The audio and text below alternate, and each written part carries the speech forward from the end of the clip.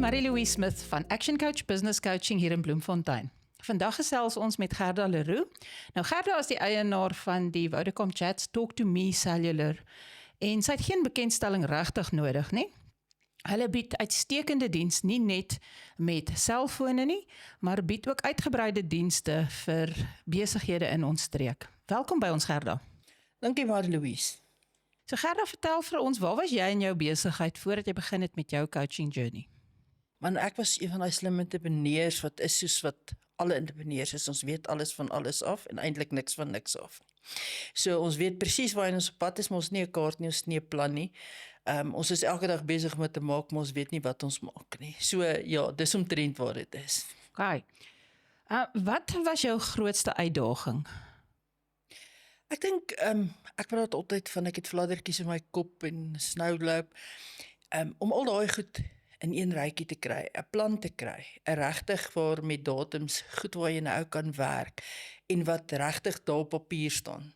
Want ja, eintlik as mens maar net agter jou neus aan werk, dan is dit maar eintlik net 'n droom en dan kom jy nooit by die werklikheid uit nie. En met Action Coach het dit gehelp dat 'n mens actually die goed kan grant. Mens kry datums, mens kry planne en jy kry regtig goed waartoe jy kan werk.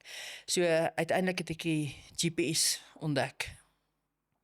So ja, ek kan onthou toe ons begin coach het jy altyd gesê, dis soos 'n snow globe wat jy skud. Al die fladdertjies is die hele wêreld vol en net hier en daar gryp jy een vas. So sê vir ons, wat is jou grootste verandering, jou grootste sukses, nou dat jy besig is met jou coaching? Vir my voel dit, ek het nog steeds die snow globe, maar ek kan nou ten minste onderskei na wat is belangrik en daai belangrike fladdertjies kry en dan 'n definitiewe plan maak. So ek kan dan datums en begrotings en bemarking agter dit sit. En omdat daar 'n sekere stelsel is met sekere stappe wat ou moet volg, maak dit maklik. So dan kyk ons na wat jou plan, wanneer wil jy dit doen, hoe gaan jy dit doen, hoe gaan jy dit bemark?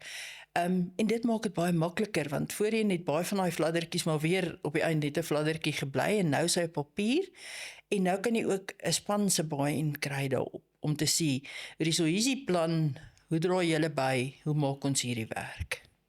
Ja, want definitief, jou span se inkoop het jy elke dag. Julle het elke dag vergaderings. Die span self, as ons gaan kyk, die strukture wat al daar is, dit is net, die besigheid hardloop eintlik op 'n hele ander manier as wat hy ooit gehardloop het. Gerda, baie dankie. Dit was baie lekker om jou hier by ons te hê. Dankie vir jou en dankie vir jou insaag in ons besigheid.